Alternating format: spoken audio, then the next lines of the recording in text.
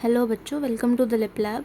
आज हम पढ़ेंगे क्लास 7th का एसएसटी का chapter number 2, understanding the weather. इस वीडियो में हम चैप्टर्स की हर एक लाइन आसान भाषा में समझेंगे, साथ ही इंपॉर्टेंट कॉन्सेप्ट, एग्जांपल्स और एग्ज़ाम ओरिएंटेड पॉइंट्स भी करेंगे, ताकि बस चैप्टर ही समझ ना आए बल्कि एग्ज़ाम में अच्छे मार्क्स भी मिले। ओके, सो चैप्टर स्टार्ट करते हैं। अच्छा, एक एग्जांपल देती हूँ। जब तुम सुबह सुबह सर्दियों में उठते हो तो सबसे पहले तुम्हें क्या फ़ील होता है? ठंड लगती है ना, इसलिए हम तुरंत स्वेटर या जैकेट पहन लेते हैं।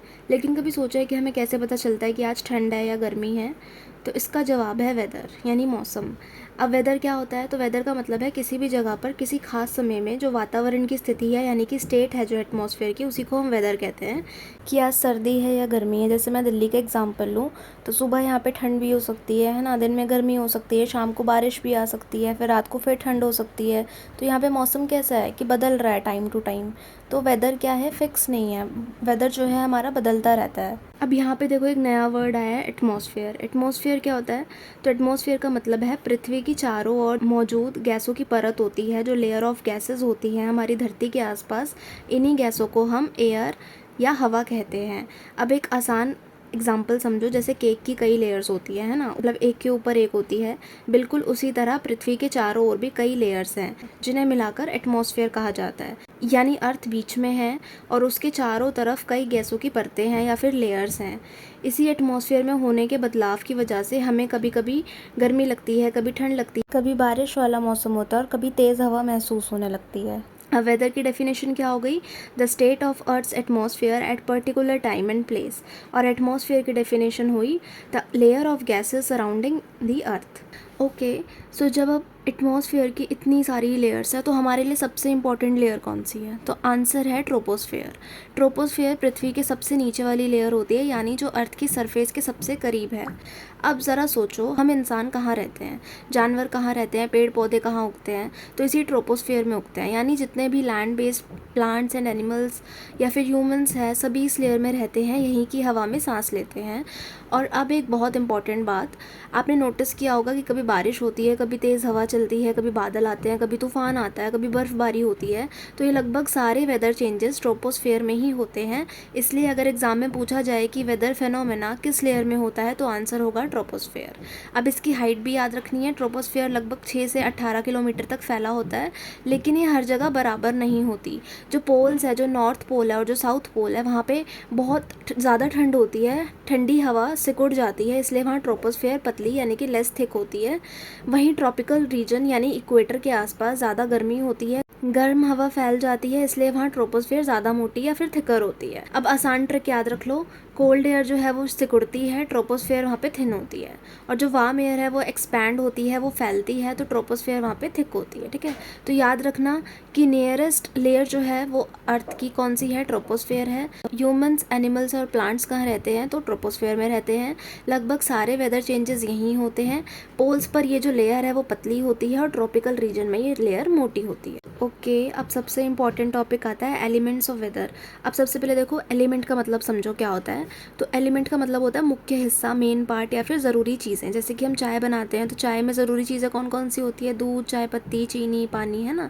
तो ऐसे ही वेदर भी है ना, एक चीज़ नहीं है। वेदर बहुत सारी चीज़ों से मिलकर बनता है और इसलिए हम कहते हैं कि वेदर के भी एलिमेंट्स होते हैं। अब देखो कौन कौन से एलिमेंट्स होते हैं वेदर के। Temperature, precipitation, atmospheric pressure, wind and humidity. अब इनको समझते हैं डिटेल में। तो सबसे पहले आता है टेम्परेचर यानी तापमान। टेम्परेचर क्या है? टेम्परेचर बताता है कि हवा कितनी गर्म या कितनी ठंडी है। जब हम बोलते हैं ना कि आज गर्मी लग रही है, आज ठंड लग रही है, वही हमारा टेम्परेचर है। अगर टेम्परेचर ज़्यादा होगा तो गर्मी लगेगी और अगर टेम्परेचर कम होगा तो ठंड महसूस होगी। अब सेकंड पॉइंट है प्रेसिपिटेशन यानी वर्षण, पानी का आसमान से पृथ्वी पर गिरना। यानी कि जब भी ऊपर से कोई चीज़ धरती पे गिरती है उसी को हम प्रेसिपिटेशन बोलते हैं, चाहे वो रेन हो, चाहे वो स्नो हो, चाहे वो हेल हो। ठीक है, यानी बारिश, बर्फबारी या फिर ओले, तीनों शामिल होते हैं इसमें। अब याद रखना कि इन तीनों को मिलके क्या बनता है? प्रेसिपिटेशन। फिर आता है एटमॉस्फेरिक प्रेशर, यानी एयर का कितना प्रेशर है, हवा द्वारा पृथ्वी पर लगाया गया दबाव। ठीक है, कि हवा जो है कितना प्रेशर हमारी धरती पे डाल रही है, यही एटमॉस्फेरिक प्रेशर है और यही मौसम में बदलाव लाने में सबसे ज़्यादा इम्पॉर्टेंट रोल प्ले करता है। फिर आती है विंड। विंड का मतलब है चलती हुई हवा। जब हवा धीरे चलती है तो मौसम बड़ा अच्छा लगता है, लेकिन जब हवा बहुत तेज़ चलती है तो आंधी, तूफान भी आ सकता है। और फिर लास्ट है ह्यूमिडिटी। ह्यूमिडिटी का मतलब होता है कि हवा में मौजूद जो वाटर वेपर होता है, जलवाष्प होता है, उसकी मात्रा। अगर हवा में वाटर वेपर बहुत ज़्यादा है तो मौसम चिपचिपा होता है, स्टिकी लगता है। जब बारिश के बाद होता है स्पेशली ये, तो बारिश के बाद हमें गर्मी लगने लगती है ना, पसीने आते हैं। और अगर कम हो वाटर वेपर हवा में तो हवा सूखी या फिर ड्राई महसूस होती है। अब देखो मौसम बदल रहा है, ये चीज़ हमें कैसे पता चलती है? अब तो हम टीवी में, मोबाइल में, न्यूज़पेपर के थ्रू पता चल जाता है कि बारिश होने वाली है। लेकिन सोचिए, जब ये सब नहीं था तो लोगों को कैसे पता चलता था कि बारिश आने वाली है? पुराने समय में लोग क्या करते थे, नेचर को बहुत ध्यान से ऑब्जर्व करते थे। यानी वो पेड़ पौधों, जानवरों, पक्षियों को जो उनका बिहेवियर था उनको देखकर मौसम का अंदाज़ा लगाते थे। अब देखो कौन कौन से एग्जाम्पल्स हैं जिनसे पता चलता था कि बारिश होने वाली है। तो पहला, अगर जो बर्ड्स हैं वो ज़मीन के पास यानी कि थोड़ा आसमान से नीचे की तरफ उड़ने लगे तो इसका मतलब बारिश होने वाली है, ठीक है। दूसरा, कि जब चींटियाँ अपने अंडे उठाकर दूसरी जगह ले जाने लगे, जब मेंढक ज़ोर ज़ोर से टर्राने लगते हैं, ठीक है, जो फ्रॉग्स है वो ज़ोर ज़ोर से आवाज़ करने लगते हैं, तो इसका मतलब भी बारिश होने वाली है। गिलहरी बारिश के टाइम पे बहुत सारे नट्स इकट्ठे करने लगती है, ठीक है, ये भी बारिश का संकेत होता है या फिर मौसम बदलने का संकेत होता है। और कुछ जगहों पर जो पाइन कोन नाम का जो पेड़ के फल होते हैं वो मौसम के अनुसार खुलते या बंद होते हैं। इससे हमें पता चलता था कि मौसम बदलने वाला है। अब इन्हीं सभी संकेतों को देखकर लोग मौसम का अनुमान लगाते थे, फोरकास्ट करते थे पहले के टाइम पे वेदर को। आज तो हमें वेदर स्टेशंस के थ्रू पता चल जाता है। अब ये जानकारी ना किसी किताब में नहीं लिखी, ये एक जनरेशन से दूसरी जनरेशन को मतलब एक एक्सपीरियंस के आधार पर लोगों ने बताया। और आज भी भारत के कई गाँवों में मानसून के टाइम पे हम वेदर को इसी तरीके से फोरकास्ट करते हैं। यहाँ पर देखो इस बॉक्स में बताया कि कैसे चींटियाँ अपने अंडे ले जाती हैं जब मौसम बदलने वाला होता है। जो फ्रॉग्स है वो आवाज़ करने लगते हैं और जो पाइन कोन्स हैं वो ह्यूमिड कंडीशंस में जो है बंद हो जाती है अपनी सीड्स को प्रोटेक्ट करने के लिए, और ड्राई कंडीशंस में वो ओपन हो जाती हैं। अच्छा, अब ये तो हुई पहले की बात, लेकिन अब कैसे पता लगाते हैं लोग? पहले के समय तो लोग नेचर को देख के पता लगा लेते थे, है ना। लेकिन अब साइंस इतनी आगे बढ़ चुकी है कि पिछले कुछ 100 सालों में वैज्ञानिकों ने ऐसे ऐसे इंस्ट्रूमेंट बनाए हैं कि जिनकी मदद से मौसम के अलग अलग एलिमेंट्स बहुत एक्यूरेटली हमें पता चल सकते हैं। अब क्वेश्चन ये आता है कि मेटेरोलॉजिस्ट जो मौसम वैज्ञानिक है सिर्फ आसमान की तरफ देखते हैं और पता लगा लेते हैं कि कल बारिश होगी या नहीं? तो ऐसा नहीं है। उनके पास बहुत सारे मॉडर्न गैजेट्स होते हैं, साइंटिफिक इंस्ट्रूमेंट्स होते हैं जिनकी हेल्प से वो टेम्परेचर, ह्यूमिडिटी, विंड या फिर एयर प्रेशर जैसी चीज़ों को मापते हैं। और फिर सारे एनालिसिस करने के बाद फिर पता लगाते हैं कि कुछ घंटों में या फिर कुछ दिनों में, कभी कभी कुछ हफ्तों में मौसम कैसा रहेगा। अब इन इंस्ट्रूमेंट के बारे में हम एक एक करके पढ़ेंगे। तो सबसे पहले टेम्परेचर मेजरमेंट आता है, ठीक है। अब टेम्परेचर की बात करते हैं तो आपने क्लास 6 में पढ़ा होगा कि टेम्परेचर थर्मोमीटर से मापा जाता है और 2 तरह के थर्मोमीटर होते हैं, क्लिनिकल थर्मोमीटर और दूसरा होता है लेबोरेटरी थर्मोमीटर, ठीक है। क्लिनिकल थर्मोमीटर जो होता है इसका यूज़ हम किसी भी इंसान के शरीर का टेम्परेचर मापने के लिए करते हैं, और लैब वाला थर्मोमीटर जो होता है उसे हम लिक्विड्स या फिर केमिकल्स के तापमान को मापने के लिए यूज़ करते हैं। अब एक इम्पॉर्टेंट चीज़ ये होती है कि टेम्परेचर को अलग अलग स्केल्स में देखा जाता है। सबसे कॉमन 2 स्केल्स होते हैं, एक है सेल्सियस और दूसरा होगा फ़ारेनहाइट। और बुक में बताया है कि 15 degree Celsius is equal to 59 degree Fahrenheit होता है। अब कुछ एग्जाम पॉइंट्स देख लो। तो मेटेरोलॉजिस्ट होते हैं scientist who study and predict the weather, ठीक है। वेदर को प्रेडिक्ट या फिर उसकी स्टडी करते हैं वो मेटेरोलॉजिस्ट होते हैं। ये वेदर एलिमेंट्स को साइंटिफिक इंस्ट्रूमेंट से मेजर करते हैं। और क्लिनिकल थर्मोमीटर बॉडी के टेम्परेचर को मापने में यूज़ होता है। लेबोरेटरी थर्मोमीटर लेबोरेटरीज़ में यूज़ होता है। और 2 कॉमन टेम्परेचर स्केल्स होते हैं, सेल्सियस और Fahrenheit. 15 degree Celsius is equal to 59 degree Fahrenheit होता है। ये एग्जाम्पल बुक में दिया गया है, ओके। अब हमने ये तो समझ लिया कि टेम्परेचर को थर्मोमीटर से मापा जाता है, लेकिन क्या सभी थर्मोमीटर्स एक जैसे होते हैं? तो नहीं, थर्मोमीटर्स कई तरीके के होते हैं। कुछ थर्मोमीटर सिर्फ उस समय का टेम्परेचर बताते हैं, जबकि कुछ थर्मोमीटर पूरे दिन का मैक्सिमम और मिनिमम टेम्परेचर भी रिकॉर्ड करते हैं। अब इंटरेस्टिंग बात ये है कि पहले ज़्यादातर थर्मोमीटर्स में कलरफुल लिक्विड होता था। जब टेम्परेचर बढ़ता था तो ये लिक्विड भी फैल जाता था। लेकिन आज हम डिजिटल थर्मोमीटर ज़्यादा यूज़ करते हैं क्योंकि ये ज़्यादा एक्यूरेट होते हैं और सही से हमें डेटा देते हैं। अब 2 इंपॉर्टेंट टर्म समझते हैं इसमें। रेंज ऑफ टेम्परेचर, तो बस रेंज का मतलब समझ लो। रेंज का मतलब होता है डिफरेंस, अंतर, दोनों के बीच का अंतर। तो जब भी क्वेश्चन आए कि रेंज ऑफ टेम्परेचर बताओ तो बस मैक्सिमम टेम्परेचर और मिनिमम टेम्परेचर यानी कि सबसे ज़्यादा टेम्परेचर में से सबसे कम वाला टेम्परेचर माइनस कर देना, तो हमारा रेंज ऑफ टेम्परेचर आ जाएगा। और सेकेंड टर्म है मीन डेली टेम्परेचर। तो मीन का मतलब होता है एवरेज यानी औसत। तो इसका फॉर्मूला होता है सबसे ज़्यादा टेम्परेचर में से सबसे कम टेम्परेचर को प्लस करना कि maximum temperature plus minimum temperature divided by 2, और उसको बाद में 2 से डिवाइड कर देना। बस इसको शॉर्ट में याद कर लो कि रेंज का मतलब होता है माइनस यानी फ़र्क बताना, और मीन का मतलब होता है प्लस करके 2 से डिवाइड करना यानी कि उसकी एवरेज निकालना। मैक्सिमम मतलब सबसे ज़्यादा और मिनिमम मतलब सबसे कम।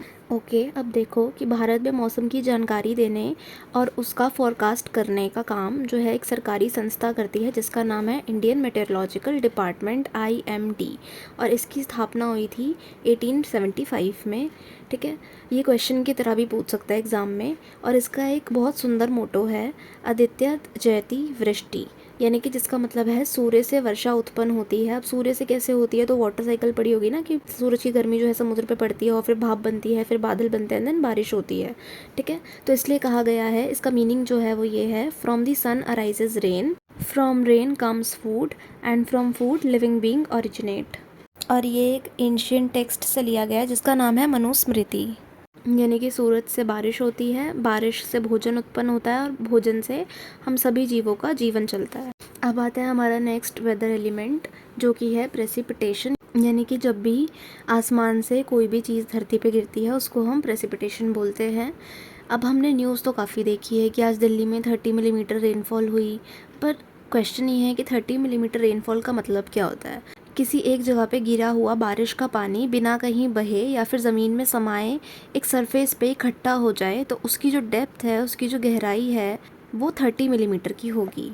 लेकिन इतना एक्यूरेटली कैसे पता किया जा सकता है कि बारिश कितने मिलीमीटर की थी, तो उसके लिए हमारे पास एक इंस्ट्रूमेंट होता है रेन गेज। रेन गेज में ना ऊपर की तरफ एक फनल लगी होती है जिसमें बारिश का पानी आता है और नीचे सिलेंडर में इकट्ठा हो जाता है। अब सिलेंडर में एक स्केल लगा है जैसे हम डायग्राम में देख रहे हैं। सिलेंडर में जो स्केल है उसकी मदद से हम पानी की गहराई को मापते हैं। अगर सिलेंडर में जमे हुए पानी की ऊंचाई 5 मिलीमीटर तक आ रही है तो हम कहेंगे कि 5 मिलीमीटर रेनफॉल हुई है। या फिर अगर स्नोफॉल भी हुई है तो जब तक स्नो पिघलती है और जब पानी बनती है तो वो किस हाइट पे पहुंचा पानी, उससे हम मिलीमीटर का अंदाज़ा लगाते हैं। अब देखो टेम्परेचर और प्रेसिपिटेशन तो समझ लिया। नेक्स्ट है एटमॉस्फेरिक प्रेशर। एटमॉस्फेरिक प्रेशर मैंने बताया कि जब हमारे ऊपर एयर का जो प्रेशर पड़ता है, हमारे ऊपर जो वेट आता है एयर का, उसी को हम एटमॉस्फेरिक प्रेशर बोलते हैं। यानी पृथ्वी के चारों ओर जो हवा की परतें हैं, जो लेयर्स हैं, उनका अपना वज़न होता है, अपना वेट होता है, और यही हवा अपने वेट की वजह से हम पे प्रेशर डालती है और इसी को हम एटमॉस्फेरिक प्रेशर कहते हैं। अब इम्पॉर्टेंट बात यह है कि क्या हर जगह एटमॉस्फेरिक प्रेशर बराबर होता है, तो आंसर है नहीं, हर जगह का एटमॉस्फेरिक प्रेशर बराबर नहीं होता। सी कोस्ट यानी कि समुद्र के किनारे एटमॉस्फेरिक प्रेशर ज़्यादा होता है और माउंटेन्स पे कम होता है। अब देखो ऐसा क्यों होता है, क्योंकि जैसे जैसे हम पहाड़ों की ओर जाते हैं तो हमारे ऊपर की जो हवा की मात्रा है, जो लेवल है, वो कम हो जाता है। हम कहते हैं ना कि माउंटेन्स में ऑक्सीजन नहीं मिल पाता, जब हम ऊँचा उड़ते हैं तो ऑक्सीजन नहीं मिल पाता, इस वजह से। ठीक है, तो पहाड़ों पर जो हवा है वो थिन होती है और वहीं पे सरफेस पे, जो अर्थ का सरफेस है, वहाँ पे हवा थिक होती है। इसी वजह से जब हम ऊंचे पहाड़ों पे चढ़ते हैं तो वहाँ पे कभी कभी सांस लेने में हमें प्रॉब्लम आती है, डिफ़िकल्टी आती है। तो in short, atmospheric pressure is the pressure exerted by the weight of the air above अस। जो हायर एटमॉस्फेरिक प्रेशर है वो सी कोस्ट के पास होता है और lower atmospheric pressure high mountains में होता है। अब रीज़न क्या है, जो एयर है वो माउंटेन्स पे जाके थिन हो जाती है, पतली हो जाती है, और इसका इफ़ेक्ट ये होता है कि वहाँ पे हमें लेस ऑक्सीजन देखने को मिलता है। ठीक है, हायर एल्टीट्यूड्स पे। अब अगर क्वेश्चन आए कि पहाड़ों में सांस लेने में दिक्कत क्यों होती है, तो होप से तुम्हें इसका आंसर पता चल गया होगा। अब देखो, जब हमें पहाड़ों में सांस लेने में प्रॉब्लम होती है, यानी कि जब हमारे शरीर में ऑक्सीजन कम जा रहा है, तो हमारे लंग्स को ऑक्सीजन मिल नहीं पा रही, तो हमारा ब्लड क्या करेगा, सारे शरीर में ऑक्सीजन देने के लिए ज़्यादा मेहनत करेगा, और इसी वजह से हमें ऊंचे पहाड़ों पे ब्रीथलेसनेस फील होती है, सांस फूलती है, चक्कर आते हैं। ठीक है, और जल्दी थक जाते हैं हम। अब देखो, सी कोस्ट पे या फिर प्लेन्स में, ठीक है, जो समतल भूमि है हमारी, वहाँ पे एटमॉस्फेरिक प्रेशर ज़्यादा होता है, लेकिन कभी कभी जो प्रेशर है वो बहुत ज़्यादा कम हो जाता है। और जब एटमॉस्फेरिक प्रेशर 1000 मिलीबार से कम हो जाए तो उसको वैज्ञानिक डिप्रेशन या फिर लो प्रेशर सिस्टम कहते हैं। यहाँ पे डिप्रेशन का मतलब है कि जब 1000 मिलीबार से एटमॉस्फेरिक प्रेशर नीचे चला जाता है तो हमें चक्कर आने लगते हैं, सांस फूलने लगती है, हम थक जाते हैं। ठीक है, और यही लो प्रेशर सिस्टम आगे जाके तूफान में भी बदल सकता है। अब एटमॉस्फेरिक प्रेशर को किस इंस्ट्रूमेंट से मापते हैं, तो आंसर है बारोमीटर, और यूनिट क्या होती है इसकी, मिलीबार। और सबसे इंपॉर्टेंट चीज़ याद रखना है एग्जाम के पॉइंट ऑफ व्यू से, नॉर्मल एटमॉस्फेरिक प्रेशर 1013 MB होता है, और जब 1000 MB से कम प्रेशर हो तो वो डिप्रेशन या फिर लो प्रेशर सिस्टम कहलाता है। अब हमारे पास वेदर का फोर्थ एलिमेंट आता है जो कि है विंड। अब विंड क्या होती है, तो हवा का हाई प्रेशर वाले क्षेत्र से लो प्रेशर वाले क्षेत्र की तरफ आना, मतलब जहाँ पे एयर प्रेशर ज़्यादा होता है उस तरफ से हवा चलनी स्टार्ट होती है और कम एयर प्रेशर वाली जगह पे आती है। अब विंड के बारे में दो चीज़ें ज़्यादा इंपॉर्टेंट है, विंड की डायरेक्शन और विंड की स्पीड, कि ये किस डायरेक्शन में जा रही है और कितनी स्पीड है। ये दोनों जानकारियाँ हमारे वेदर फोरकास्ट में जाननी ज़रूरी है, क्योंकि ये पायलट्स, सेलर्स और फार्मर्स को हेल्प करती है ये पता करने के लिए कि बारिश किस तरफ से आ सकती है, मतलब जिस तरफ से हवा आएगी उसी तरफ से बारिश भी आएगी। अब विंड को मेजर कैसे करते हैं, तो एनीमोमीटर से करते हैं या फिर विंड वेन से भी कर सकते हैं। इसमें एक पॉइंटर होता है, यानी कि तीर जैसा एक भाग होता है उसका, और एक टेल होती है, एक पूंछ जैसा भाग होता है पीछे की साइड से। जब हवा चलती है तो टेल जो है हवा के कारण घूमती है और पॉइंटर हवा की दिशा को दिखाता है कि किस तरफ से हवा आ रही है और किस तरफ घूम रही है, ठीक है। और ये हल्की सी हल्की हवा को भी पहचान लेता है। अब जो एनीमोमीटर होता है वो एक बहुत सिंपल यूज़फुल इंस्ट्रूमेंट है विंड को मापने के लिए। इसमें ऊपर की तरफ 3 या 4 मेटल कप्स होते हैं, ठीक है, जो एक डंडी से जुड़े हुए होते हैं। जब हवा चलती है तो मेटल कप्स घूमने लगते हैं। हवा जितनी तेज़ होगी उतनी ही तेज़ ये कप्स घूमते हैं, और जितनी धीमी होगी उतनी ही धीरे ये कप्स भी घूमेंगे। यानी कप्स की रोटेशन देखकर हमें पता चलता है कि हवा कितनी तेज़ है। और एनीमोमीटर के नीचे एक मीटर लगा होता है। ये मीटर गिनता है कि एक निश्चित समय में कप्स कितनी बार घूमे हैं, और उसी बेसिस पे हम विंड की स्पीड को कैलकुलेट करते हैं, और आमतौर पर विंड की स्पीड को किलोमीटर्स पर आवर में बताया जाता है। अब लास्ट है ह्यूमिडिटी। ह्यूमिडिटी मैंने पहले भी बताया था कि हवा में कितना वाटर वेपर है उसका लेवल हम देखते हैं, यानी हवा में जितनी ज़्यादा वाटर वेपर होगी उतनी ज़्यादा ह्यूमिडिटी होगी। अब गर्मियों में हमें महसूस होता है कि कभी कभी ज़्यादा पसीना आ रहा है, कभी मौसम चिपचिपा है, तो इसलिए हम कहते हैं कि उस टाइम ह्यूमिडिटी जो है ज़्यादा है, या फिर ऐसा बोलते हैं कि उमस हो रही है। अब ह्यूमिडिटी को रिलेटिव ह्यूमिडिटी के रूप में मापा जाता है और इसे परसेंटेज में लिखा जाता है। 0% ह्यूमिडिटी का मतलब होगा कि बिल्कुल भी वाटर वेपर नहीं है हवा में, लेकिन ये नेचुरल कंडीशंस में पॉसिबल नहीं होता। और 100% ह्यूमिडिटी का मतलब है कि हवा में पूरी तरीके से वाटर वेपर भर चुका है। ऐसी स्थिति में बारिश होने की संभावना बहुत ज़्यादा बढ़ जाती है। अब नेचुरली जो 20% से 40% ह्यूमिडिटी जो होती है उसमें हम मानते हैं कि मौसम जो है वो ड्राई है, सूखा है। और जब 60% से 80% तक ह्यूमिडिटी बढ़ती है तो हम मानते हैं कि ह्यूमिड है हमारा मौसम, ठीक है, नम है या चिपचिपा है। अब ह्यूमिडिटी को मापते कैसे हैं, तो इसके लिए इंस्ट्रूमेंट यूज़ होता है हाइग्रोमीटर। और ह्यूमिडिटी फूड प्रोसेसिंग इंडस्ट्रीज़ में या फिर म्यूज़ियम्स में ज़्यादातर यूज़ की जाती है, क्योंकि वहाँ पे चीज़ें प्रिजर्व रखनी होती हैं। ओके, अब यहाँ पे सारे इंस्ट्रूमेंट हमने पढ़ लिए हैं। अब सोचिए कि अगर हर इंस्ट्रूमेंट को अलग अलग जगह रखा जाए तो मौसम की सही जानकारी इकट्ठा करना कितना ज़्यादा मुश्किल हो जाएगा। और इसी का सोल्यूशन है वेदर स्टेशन। अब वेदर स्टेशन क्या होता है, वेदर स्टेशन में हम सारे इंस्ट्रूमेंट को एक ही जगह पे ला के रख देते हैं। यहाँ अलग अलग इंस्ट्रूमेंट लगातार मौसम की जानकारी इकट्ठा करते रहते हैं। इनसे हमें पता चलता है कि टेम्परेचर कितना है, ह्यूमिडिटी कितनी है, विंड स्पीड या डायरेक्शन क्या है, रेनफॉल कितनी हुई, या फिर एटमॉस्फेरिक प्रेशर कितना है। ऐसा इसलिए किया जाता है ताकि मौसम में होने वाले बदलावों को ट्रैक किया जा सके और फ्यूचर में होने वाले जितने भी मौसम में जो वेदर फोरकास्ट है वो बताए जा सके। और आजकल टेक्नोलॉजी की वजह से AWS यानी ऑटोमेटेड वेदर स्टेशन का यूज़ किया जाता है। इसकी फुल फॉर्म इंपॉर्टेंट है, एग्ज़ाम पॉइंट ऑफ व्यू से इसे याद कर लेना। ऐसी मशीन्स जो बिना किसी इंसान की मदद के अपने आप काम करे, ये AWS में अलग अलग मतलब सेंसर्स की तरह यूज़ होती हैं। सेंसर्स अपने आप temperature, humidity, wind direction, rainfall in सबको मापते हैं और डेटा रिकॉर्ड भी कर लेते हैं। इनमें किसी भी व्यक्ति को हर समय जाकर रीडिंग लेने की ज़रूरत नहीं पड़ती, इसलिए इसे सेल्फ ऑपरेटिंग सिस्टम भी कहा जाता है। अब AWS का यूज़ कहाँ होता है और क्यों होता है, तो सीधी सी बात है एग्रीकल्चर में यूज़ होगा, क्योंकि मौसम पता करना होता है खेती के लिए, है ना। एविएशन में यानी हवाई यात्रा में यूज़ होता है कि पायलट्स को सही वेदर इन्फॉर्मेशन मिलनी चाहिए जहाज़ उड़ाने से पहले। नेविगेशन यानी जहाज़ चलाने में कि अगर मौसम ख़राब हो तो फिर जहाज़ निकलने ही ना दो। इन्वायरमेंटल मॉनिटरिंग में कि पर्यावरण में क्या क्या बदलाव होने वाले हैं, इन्वायरमेंट में क्या क्या चेंजेस होने वाले हैं, इसलिए भी हम AWS को यूज़ करते हैं। तो इन शॉर्ट वेदर स्टेशन और AWS हमें एक्यूरेट और टाइमली वेदर इन्फॉर्मेशन देते रहते हैं। So this is all about this chapter guys. Video देखने के साथ साथ अपनी नोटबुक लेके बैठो, उसमें साथ साथ नोट्स बनाओ और उसको बाद में रिवाइज़ करो। एग्ज़ाम के पॉइंट ऑफ व्यू से मैं सारी वीडियोस बनाती हूँ। अगर ये वीडियो थोड़ी भी समझ आई हो तो प्लीज़ वीडियो को लाइक कर देना, चैनल को सब्सक्राइब कर देना। Good bye.